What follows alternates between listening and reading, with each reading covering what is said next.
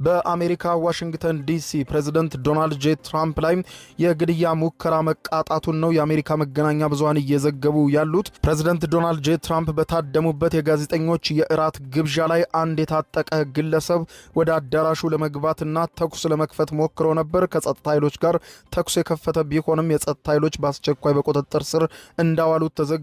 ፕሬዝዳንቱን ጨምሮ ባለስልጣናቱ በፍጥነት ከአዳራሹ እንዲወጡ ተደርገው ወደ ዋይት ሃውስ እንዲወሰዱ ተደርጓል። ፕሬዝዳንቱም አስቸኳይ መግለጫ አውጥተዋል በጉዳዩ ዙሪያ። ይህ ክስተት በአሜሪካ በከፍተኛ ሁኔታ ድንጋጤን ፈጥሯል። በተለይም ከ40 ዓመታት በፊት በተመሳሳይ ቦታ ከተፈጸመ ታሪካዊ ክስተት ጋርም እንዲገናኝ አድርጎታል። ሁኔታው በጉዳዩ ዙሪያ ዝርዝር የተሰማውን ሰበር መረጃ አስደምጣችኋለሁ። በሌላ በኩል በብዙዎች ዘንድ ሲጠበቅ የነበረው በፓኪስታን ኢስላማባድ ዛሬ ሌሊቱን ይጀምራል የተባለው የኢራንና አሜሪካ ድርድር ሳይሳካ ቀርቷል።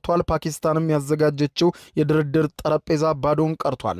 ኢራን በፍጹም ከአሜሪካ ጋር ለድርድር መቀመጥ እንደማትፈልግ ቅድመ ሁኔታዎቿ ካልተሰሩ በስተቀር ምንም አይነት ድርድር እንደማይኖር ስትገልጽ፣ የአሜሪካው ፕሬዝዳንት ዶናልድ ጄ ትራምፕም ወደ ኢስላማባድ ፓኪስታን ሊጓዝ የነበረ ልዑካን ቡድናቸውን በመጨረሻ ደቂቃዎች ላይ ጉዞውን እንደተሰረዘ አመልክተው ወደ ድርድር አንሄድም፣ ከዚህ በኋላ በሶስተኛ ሀገር መደራደር የሚባል